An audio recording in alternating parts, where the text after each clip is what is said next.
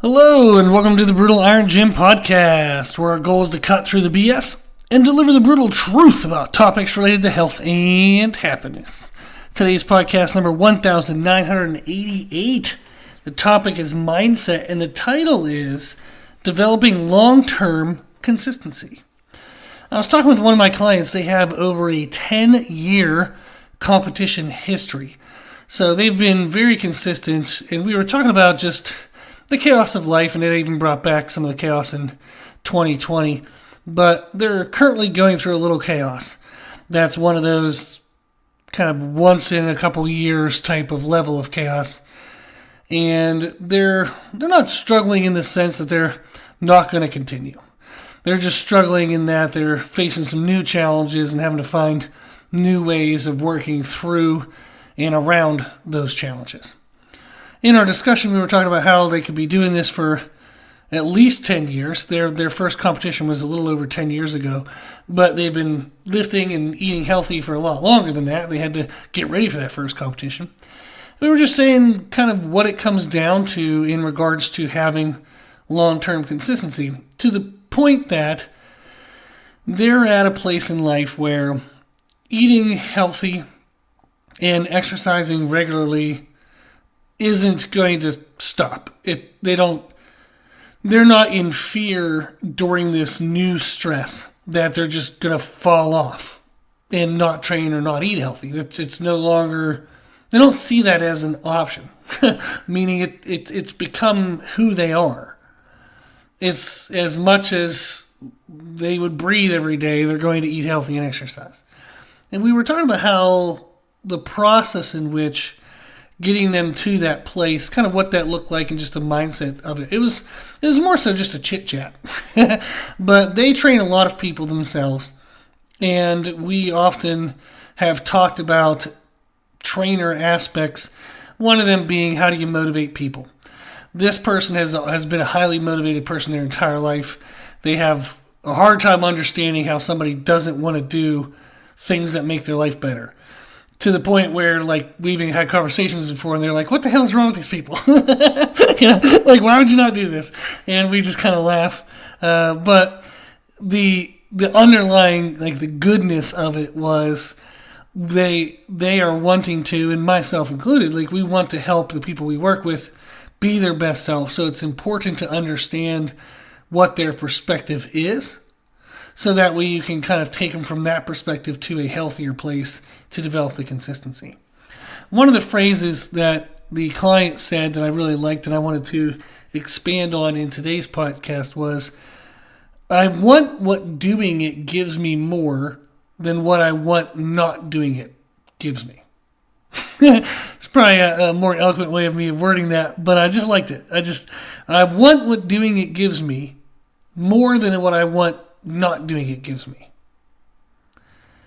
And that is something I think is worth a little bit of a discussion, because it can highlight some aspects of consistency that'll help develop long-term consistency. Is trying to understand what does doing it give you? So if you're wanting to be more consistent with eating healthy, if you want to be more consistent with exercise, if you want to be more consistent in financial aspects, in relationship aspects, in whatever it might be in life, if you want to develop consistency, there has to be a value to doing it. Whatever it is that you should be doing, there has to be a value to it. And then that becomes kind of the motivation to do it, because you get the outcome of that value. A lot of people struggle to develop initial consistency because they don't see initial value. If I want to eat healthy in order to lose body fat, if I eat a healthy breakfast today, a healthy lunch, by the time dinner comes, there's really nothing of value yet. This is what most people see, right? You didn't lose a significant amount of weight by just eating 2 healthy meals and maybe denying an afternoon snack when you typically would have one. There's not much like tangible outcome there. You would have to eat healthy for like many days to maybe start to have digestive health and a little bit better energy. Maybe you have a little more energy for workouts, a little more energy during the day. You find that leaves you in a better mood. You have better interactions with people because you're not so exhausted. And you're like, hey, I'm starting to feel something. Maybe you do it for a week or two and you lose a little bit of weight on the scale. And that's another tangible outcome. The more you're consistent, the more you get those tangible aspects. But there is the initial degree of consistency that has to happen without an initial reward. A lot of people struggle to get past that initial phase. They struggle to get past the initial reward to then be more consistent. Other people, they'll have done enough to see a reward, but it came at a really high expense. Maybe the diet structure they were following was very restrictive. They had to eliminate entire food groups. They had to avoid foods they liked. They had to eat foods they didn't like. It maybe even cost them some social interactions. There was a lot of cost. There was a lot of struggle. There was a lot of friction. So although they got tangible results, it wasn't outweighing, it wasn't more beneficial than what it was costing them. So again, going back to what my client said is, I want what doing it gives me more than what I want not doing it gives me. For people who've gotten tangible results, but it came at a high expense. Like I said, very, very restrictive in food, very restrictive in maybe social. Like I've had clients who get ready for bodybuilding shows thinking that they can't go hang out with friends because they're like, well, every time my friends go out, they end up just drinking and I don't want to drink. I'm like, well, then don't drink. Like, you can be there and be friends. Just order a diet soda, or get some water. And if somebody asks you anything, just say, hey, I'm drinking water tonight, but I'm here and I'm having fun. I really enjoy your company and I just want to hang out. If they give you some shit, give them some shit back. Don't be a pushover. So, but there are options. When people go out to eat at restaurants, you can just order some protein. Ask for a meat that is grilled with minimal oil, and then get some vegetables that don't also have oil or cheeses or whatever else on it. Just get some protein and some vegetables that are grilled. And there you go. You're out with friends. You're being social. You're eating something. But you're not breaking your diet. There are ways to do it. It can be challenging. It can be a little awkward at first. I know a lot of my clients and myself, like I've taken food to restaurants, which I'm sure some people say is like stupid or a no-no. But screw you. I wanted to eat when I wanted to eat, and I wanted to be with friends. So that was my choice. And if the restaurant didn't like it, I don't care. They never kicked me out. I typically would usually buy like a drink or something small, or I would just point out. I remember one time I went with some friends, and the waiter said, "You're not eating." And I said, "Nope, but you get the money from everybody else who's with me."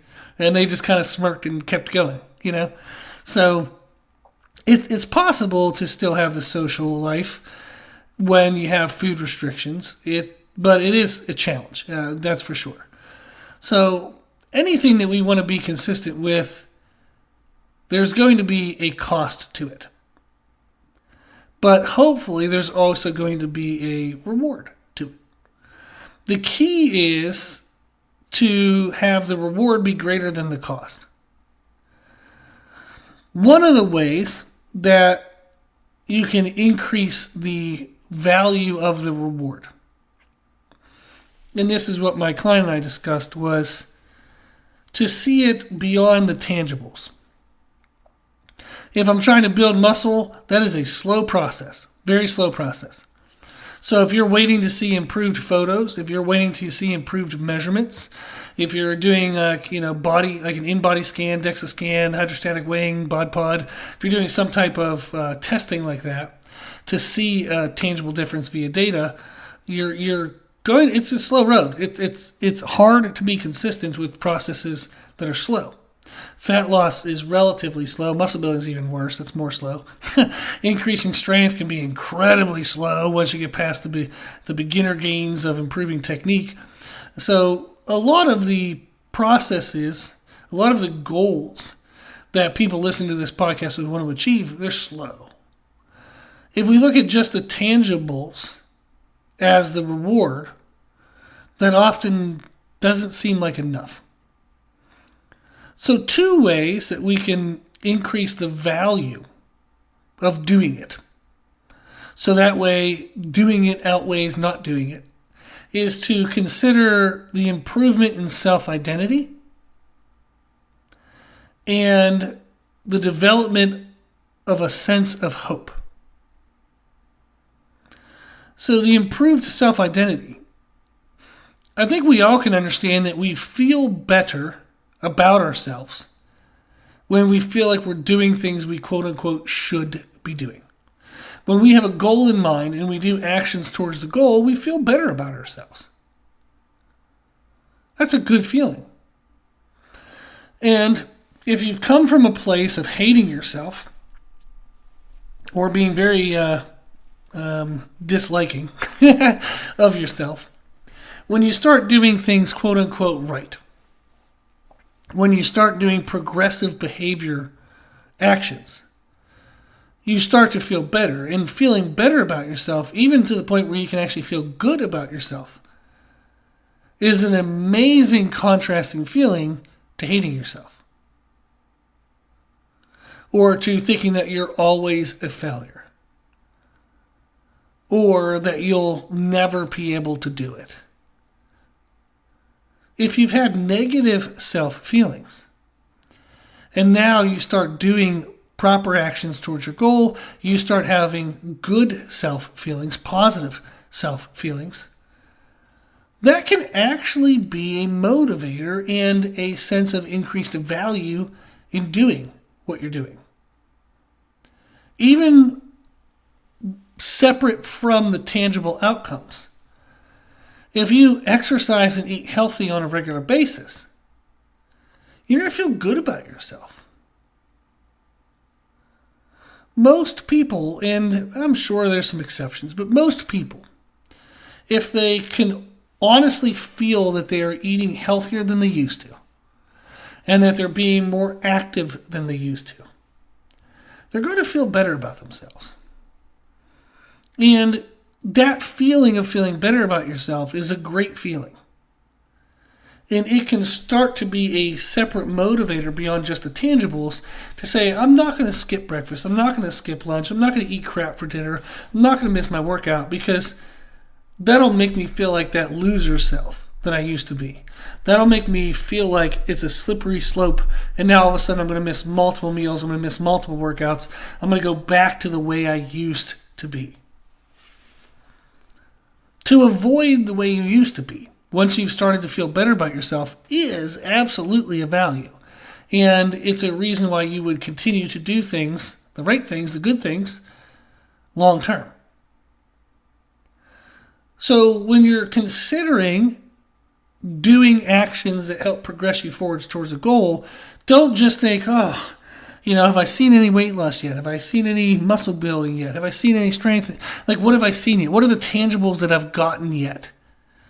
Recognize that it's beyond just the tangibles. How good do you feel about yourself when you do the right things? Remember that feeling. Celebrate that feeling. Actually, take a moment to soak in that feeling.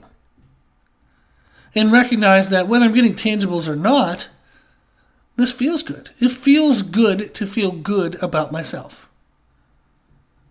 To believe in myself. That's a good feeling. The second value that the client and I discussed was the sense of hope. Often before we set a goal, we are in a place that we don't want to be, or a place that's suboptimal. And the idea of the goal is that it will bring us to a better place. The goal itself is a sense of hope, saying things can change. If I want to lose weight, if I'm tired of being overweight, and I'm like, man, my goal is to lose 30 pounds, you automatically feel better. You feel better just saying it out loud. By just setting a goal, you feel better because you're like, what would it be like to be 30 pounds lighter? If you grew up skinny, and your goal is to build muscle, walk around on the beach jacked, showing off a great body. That gives you hope because now you're like, what would it be like? You can start to imagine it. You can start to explore what those feelings might be, and damn, do those feelings feel good compared to what you're feeling now. When we do the right actions and we're consistent with the right things, we keep that hope alive. The hope that we had when we started the goal is sustained and kept alive by every action we take along the way to reaching the goal. So when we think about how we can increase the value of doing it, whatever it is, whatever you're needed to reach your goal, whatever the actions are, how we can increase the value of doing it so that way doing it is better than not doing it, is to remember that it's beyond just the tangibles. It's beyond just the things we can see and feel in regards to like feeling in our clothes or feeling in our body like changing. It's also like the emotional feelings, the internal mental feelings. When we're consistent, we have a better self-identity. When we're consistent, we keep the hope alive from when we first ever set the goal. So when you're struggling with consistency, I would suggest that you take a second and soak in those feelings and just give your time to process those feelings when you do a proper action, when you eat the right breakfast, when you get a workout in that day and you're driving home or walking home from the gym. Or maybe your gym is in your home, so you're just kind of chilling out, relaxing afterwards, letting your body calm down. Soak it in. How does it feel?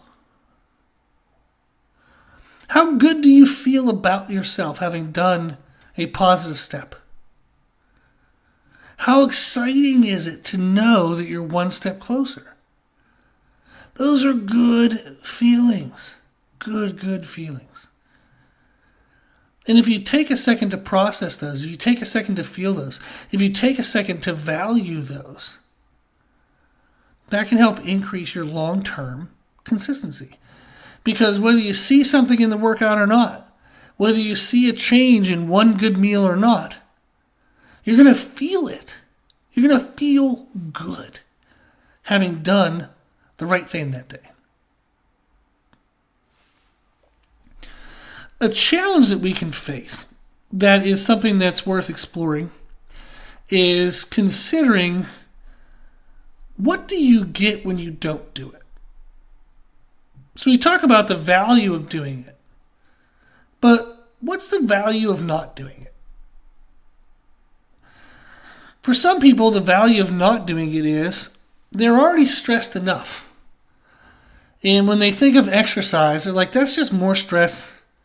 I'm tired. I'm overwhelmed.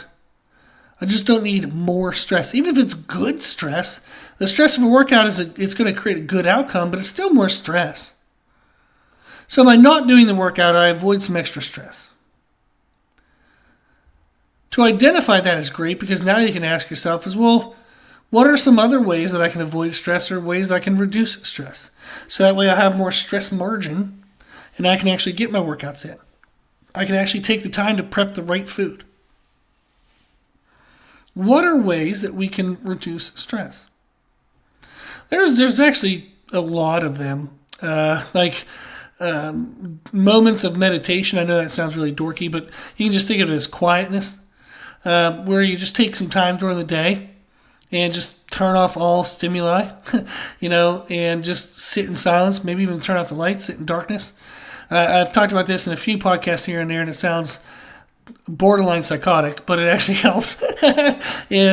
Especially whenever my life has been in the highest levels of stress, I will take a second, like after I go to the bathroom. If I go to the bathroom, I have to pee or something, I'll just set a 2-minute timer, turn off the lights, sit on the edge of like a shower or stand on the somewhere. Like if I'm in a public restroom, I'm not going to do this, but maybe a restroom at home or somewhere where it's not completely unreasonable and completely weird beyond what it already is. But I'll set a 2-minute timer, turn off the lights. There's no sounds. usually, hopefully. But I'll just soak in the silence for 2 minutes. Close my eyes. I often try not to think of anything. I do square breathing, which is a variation of a breathing technique that you can use to lower blood pressure. And it does help reduce stress. But you focus on your breathing. You would breathe in for a 4 count, hold it in for a 4 count, breathe out for a 4 count, then hold it out for a 4 count. A little bit of panic there when you're holding that out breath, but it helps you then get a bigger intake on the next breath, and it really starts to bring down the blood pressure. So I'll save you from counting it on the podcast here, but literally you would breathe in 1, 2, 3, 4. And then you would hold it for that same 4 count, breathe out for that same 4 count, then hold it out for that same 4 count. Now, when you're counting and you're doing that slow breathing, it kind of gives the brain something to do. So you tend not to get like kind of sidetracked mentally thinking of something that would actually continue your stress. It helps to bring the stress levels down. It helps to calm the body. So even just 2 minutes of doing that, it is remarkable the change that will have on blood pressure and on stress. Absolutely remarkable. If you don't believe me, try it once, and you'll probably be hooked. But that's a great way to do it. Another way to reduce stress is to plan your day. You can either plan it the night before or the morning of. Say, what are the 1, 2, or 3 big things I got to do this day? When am I going to do them? How long are they going to take? And then say, okay, if I can get these 1, 2, or 3 big things in, it's a good day. Regardless of whatever else I can get in, maybe I'll also try to do dishes, do some laundry, call a friend, send a few emails, whatever you can, like small stuff. But if you get those 1, 2, or 3 big things in, and you're like, damn, if I can do this, it's a good day, then you're starting the day proactive and kind of like on a mission. And that reduces the anxiety and stressful feeling of the day because you're not waiting to see what will happen. You're going out and making things happen. So that's a huge mind shift. Third one that I'll leave you with, and then we'll move on, is to do what's called brain dumping. And typically this is best at the end of the day, maybe before bed, is to have a journal and say, what are my biggest fears? What are my biggest struggles? What was my biggest frustrations for the day? Just get out some negative emotions. Those are typically the questions I start with is like, what was I most frustrated with today? I'll write that out. And I don't even have an answer. Like I most often don't answer my problems. But I'll just write, what was I most frustrated with today? Or like, what's my biggest fear coming up? I'll give you a little insight is I have flown before in my life, but I really don't like flying. It's a false sense of lack of security, like a lack of control. I know that in my life, I have very little control over very little things. I'm well aware of that. That's why I give it to God and trust in Him. And I do that pretty damn well most of the time. But I don't like elevators. This is probably like me being too honest. I'm a little weirdo. But I don't like elevators because if you get stuck in an elevator, what the hell are you going to do? You can't go to the bathroom anywhere. There's no food. And it's like you just freak out and you hope that people can get to you in time and there's nothing to do. You can't go anywhere. You can't do anything. So you're just trapped. There's no control. You can't control the environment. Same thing on a plane is I've flown before, but I don't like it. And I have a couple plane flights coming up. And I don't like it. I don't like it. So if I start to feel a little overwhelmed with like, oh my gosh, like when I get on there, I hope I don't have a panic attack, I hope I don't start breathing really heavy, hope I don't freak out, need to get off the plane, but by then I can't get off the plane, then what am I going to do if I can't get off the plane, but I want to get off the plane? Get overwhelmed, right? So I'll write that down on the journal and just be like, still fearful of the plane, hoping that'll calm down. And then I do every once in a while, like I'll list out what's okay on the plane. I can go to the bathroom when I need. There's food when I need. My wife is actually going to be able to come on these flights with me, so she'll be there when I need. So why would I want to get off the plane, right? I try to remind myself is, what would I get off the plane for? Mostly what I would want to get off the plane for, I have with me. So what am I freaking out about? What am I worried about? What do I want that I can't just have? And I try to keep that in mind. It still flares up, but that's where like the journaling helps. So those are things I'll journal about, is frustrations, fears, things that are stressing me out. And I just put it on paper. And then I'm like, okay, there you go. Wrote them out, got it out of my brain. I'm going to go to bed. Tomorrow morning, those are my problems again, but they're not my problems now. Let me just get some sleep. And those are kind of a couple of tips to help reduce stress. But if you're struggling with consistency of doing an action, it could be because doing the action is just more shit that you have to do in the day. And one of the ways to help that be easier is to just reduce stress through anything, any of the tactics I mentioned or anything else. You also might not be consistent with new habits or good habits because they take time, right? I don't have time to cook. That's complete bullshit once you learn that there's other options. But for what your perception of cooking is, that's completely true. You might think I literally don't have time to eat healthy because of what you believe eating healthy is. The only ways that you know how to eat healthy might actually take a lot of time. So it's actually 100% true. But then as you learn, like, okay. Like for me, one of my quick meals during the day is to open 2 pop-top cans of tuna, microwave a pouch of rice, jasmine rice, which takes 90 seconds. I do warm up the tuna at 30 seconds. So while the rice is microwaving, if that's a term, I don't know if that's the active verb of microwave. But while it's microwaving, I'll pop the tuna open, put it in a bowl. I mash it up with my fork because I don't like the big chunks because I actually don't like tuna. But it's easy and cheap. So I'll smash it down with my fork. When the rice is done, I'll heat the tuna up for 3 minutes. And then I'll put the rice on the tuna.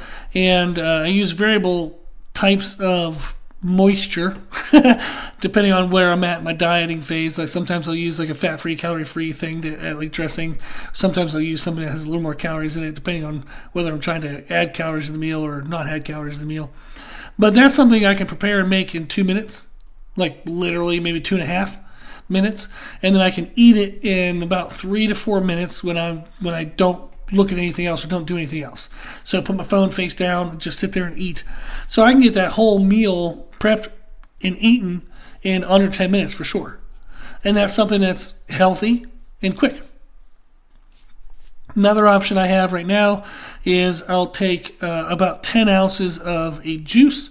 I'll use orange juice. I've also been mixing it up with some different type of fruit juices. But 10 ounces of juice, scoop in 2.5 cups, 2 and 1/4 cup of Greek yogurt and a 25 grams of vanilla protein scoop. So I'll mix that all up into a blender bottle and just drink that. It's 500 calories, 65 grams of protein. Great little shake, quick something there. That takes, again, about maybe 2.5, 3 minutes to prep. And then I'll just drink that, either at that moment or I'll just drink it as I go through the next couple activities. So maybe it takes me about an hour to drink it, but at least I have it and I'm just sipping on it as I go through. But there are tons of options for nutritional ways to save time. And then planning your day, believe it or not, that actually saves time because then you're not like meandering about with things that aren't as meaningful. So that can save time. There's a lot of other ways to save time. If you have access to things like Instacart, they can do grocery shopping for you, which saves a little bit of time per week. Amazon can send you things so you don't have to go to the store, which can save you time if you need to get things. I also do a lot of multitasking and combinational activities, which helps kind of make things go faster if you have to do the laundry, do dishes, do some odds and ends around the house. So anything like that, I always try to streamline and figure out ways to multitask. But it's something to consider that, okay, if I'm not doing a good thing for me if I'm not doing it because it takes time, I don't want to just keep not doing it as a way to save time. I want to actually try to eliminate things that aren't as important for me or reduce things that aren't as important for me so I now can have the time margin to add in things that are more significant, like the actions towards my goals. Then maybe the last thing I'll look at is if doing it makes you doubt yourself. So you lack confidence doing the thing. So maybe you're supposed to go to the gym and you're like, I do not know what I'm doing in the gym. I feel like an idiot. I am so frustrated. I'm so just unsure of myself. Well, one of the things you can think of is smaller starts.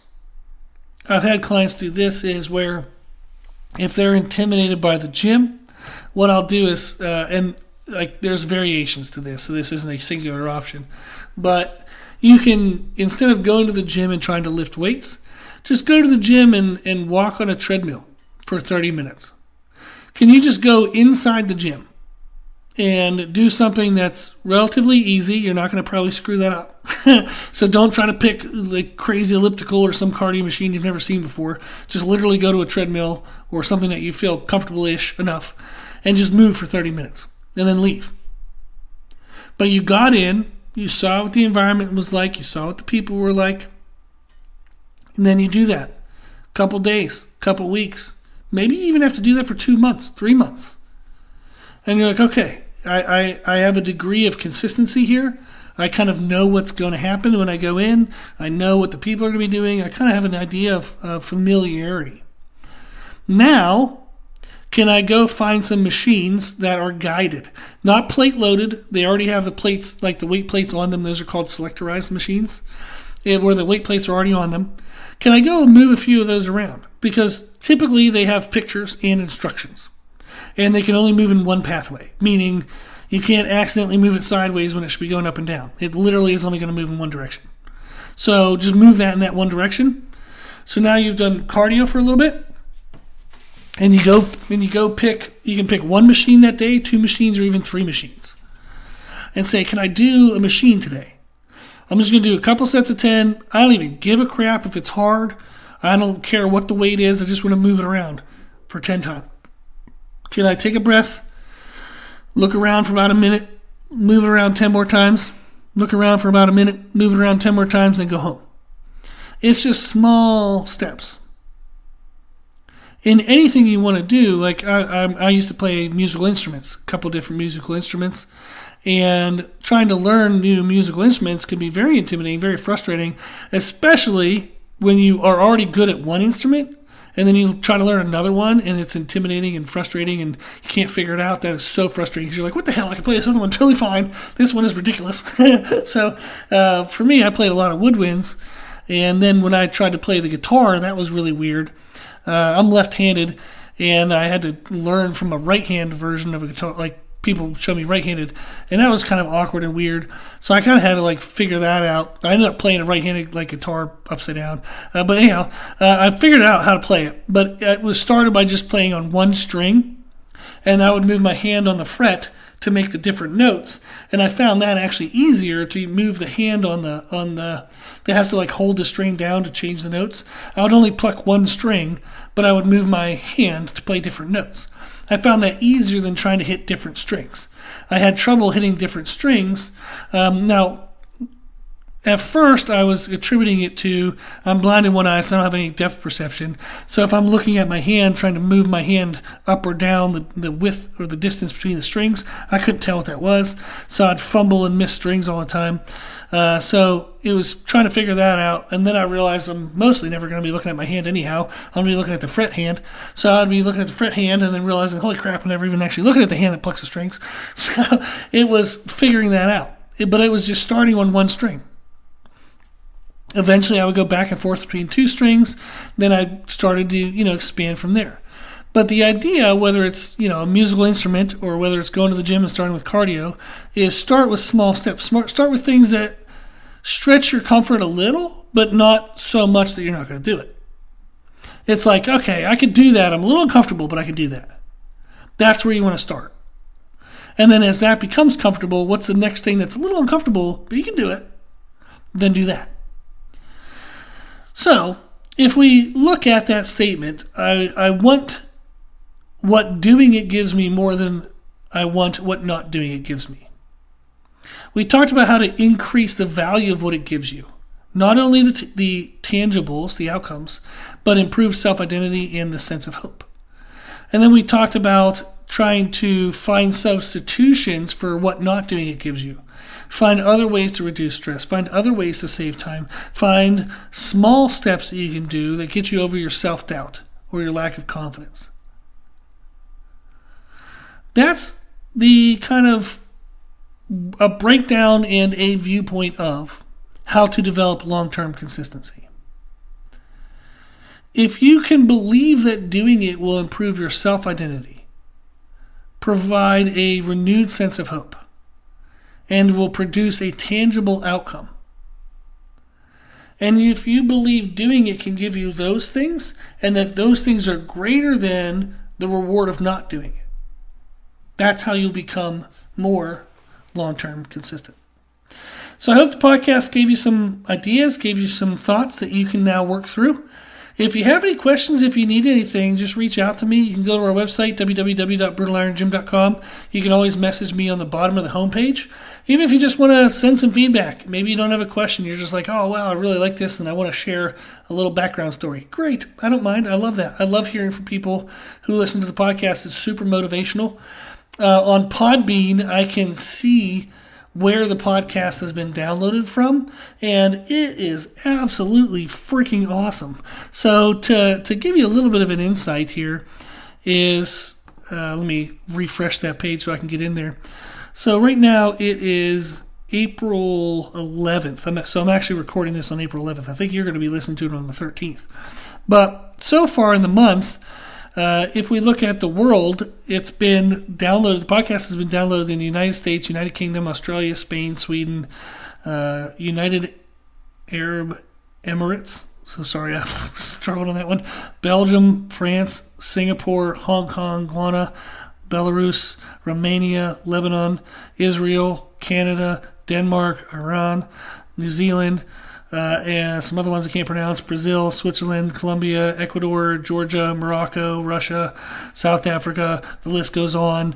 It's been super cool. Like, we get a lot of downloads in Sweden, which is just fun and weird. We get a lot of downloads in Germany, which is awesome. Australia.